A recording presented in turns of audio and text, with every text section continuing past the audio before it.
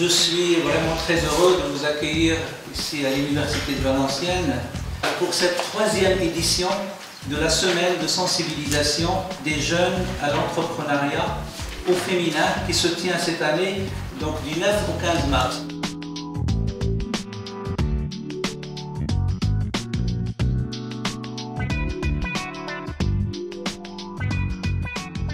J'ai envisagé de créer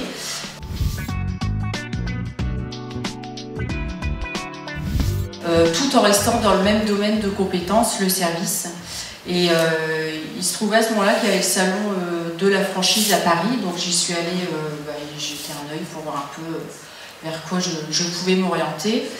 Et je me suis intéressée sur le service à la personne. J'ai fait une formation chez Ucom l'année dernière et l'idée en même temps est venue instantanément.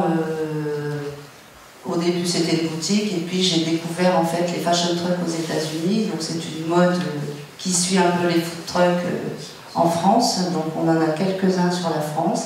Donc moi je suis psychologue du travail à la base.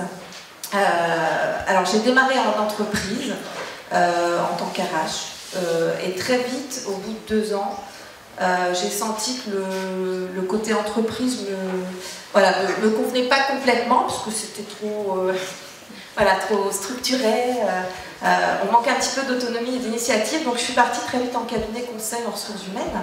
Et en même temps, j'avais quand même toujours ce souhait de m'installer. Donc en fait, j'ai fait un bilan de compétences en 2012.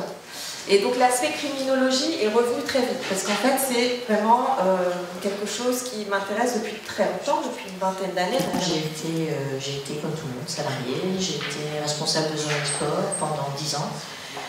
Ça m'a beaucoup plu, j'ai beaucoup voyagé, c'était passionnant, mais il me manquait la partie création, il me manquait l'indépendance. La nouvelle direction n'avait plus de politique qui me convenait, et puis j'avais un fort besoin d'indépendance et de faire les choses à ma façon. De gérer une entreprise et de gérer des personnes comme moi j'entendais. J'ai décidé de reprendre une formation en tant que salariée. J'avais cotisé au DIF, donc j'ai voulu intégrer une formation pour être styliste, et puis après je me suis dit, après tout, il y en a qui font ça très très bien, surtout sur l'île, donc pourquoi pas les faire travailler. Voilà. On n'arrive pas à décoller du chiffre à peu près de 30% des créations faites par des femmes. Ça veut dire aussi qu'il y a 70% des entreprises créées par des hommes. Ça veut donc dire que si plus de femmes créent, est-ce qu'il y aura compétition? Est-ce qu'il y aura concurrence avec les créations des hommes? Il va falloir essayer d'équilibrer un petit peu ces mentalités qui sont du coup aujourd'hui un peu ancrées et qui peuvent se changer. Alors, les chiffres en sont la preuve derrière. Enfin, c'est une question de motivation.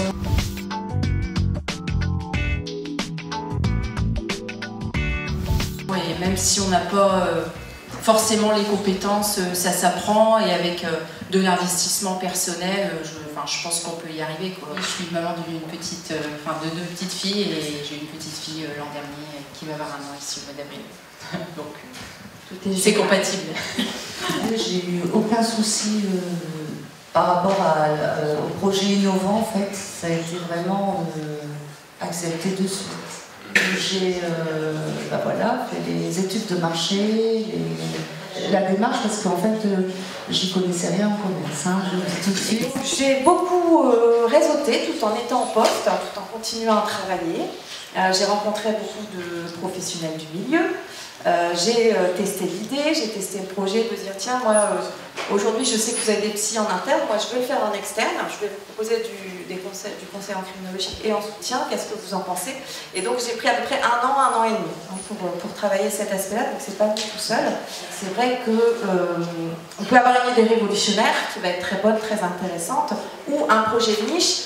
Il faut savoir qu'il faut être patient et qu'il faut vraiment le travailler, et que le réseau est très très très important. Et puis il faut aussi savoir se diversifier, parfois ne pas toujours faire ce qu'on veut tout de suite. C'est très important quand vous voulez être chef d'entreprise de travailler votre réseau.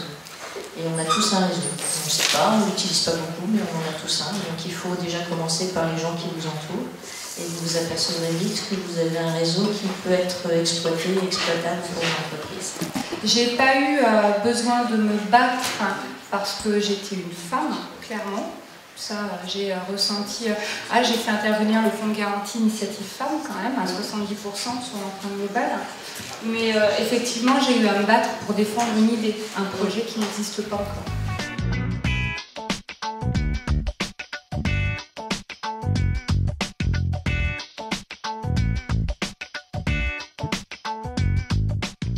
Le créateur, c'est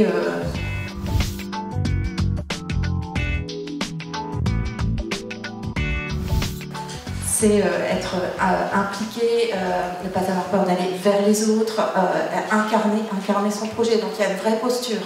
Et donc aujourd'hui, je suis gérante donc, de domicile clean depuis 2012, où je propose des prestations donc, de ménage, repassage, garde d'enfants de plus de 3 ans et du jardinage. Je me suis orientée vers la franchise justement pour avoir un appui, pour avoir le retour d'expérience et puis pour aller plus vite. J'avais pas envie d'avoir un trop gros investissement non plus, vu donc j'ai réussi à bien négocier le prix du camion et d'avoir quelque chose de correct pour faire vraiment ce que je voulais. Parce que je recherchais quelque chose de très particulier au niveau camion justement. J'ai un peu de mal à le trouver, mais j'ai fini par le trouver.